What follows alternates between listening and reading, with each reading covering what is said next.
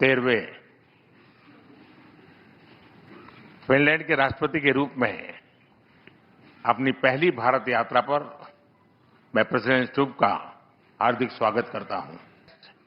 आज विश्व एक अस्थिरता और अनिश्चितता के दौर से गुजर रहा है।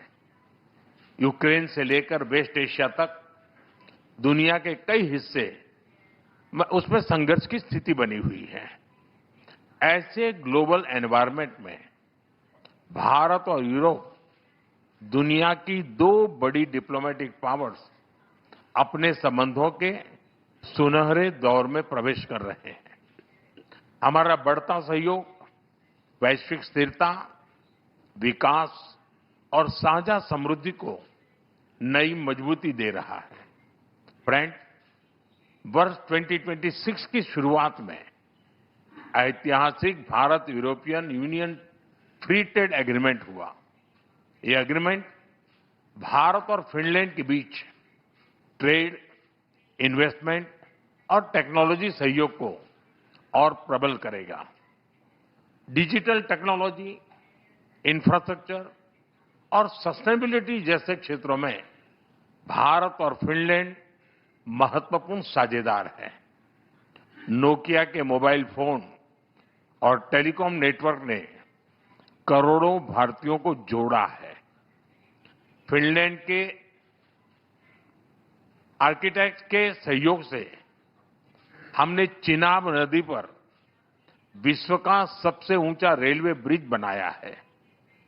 फिनलैंड की साझेदारी से हमने नुमालीगढ़ में दुनिया की सबसे बड़ी बंबू टू बायोएथेनॉल रिफाइनरी भी बनाई है। फ्रेंड, ऐसे महत्वपूर्ण उदाहरणों से प्रेरित होते हुए प्रेसिडेंट स्टुब की इस यात्रा में हम भारत फिनलैंड संबंधों को एक strategic partnership in digitalisation and sustainability का रूप दे रहे हैं। यह पार्टनरशिप एआई से लेकर 6G टेलीकॉम तक, क्लीन एनर्जी से लेकर क्वांटम कंप्यूटिंग तक कई हाईटेक क्षेत्रों में हमारे सहयोग को गति और ऊर्जा देगा। साथ ही डिफेंस, स्पेस, सेमीकंडक्टर और क्रिटिकल मिनरल जैसे की सेक्टर्स में भी साझेदारी और गहरी बढ़ेगी। भारत और फिनलैंड जैसे लोकतांत्रिक और जिम्मेदार देशों की यह स्ट्रेटेजिक पार्टनरशिप पूरे विश्व के लिए ट्रस्टवर्दी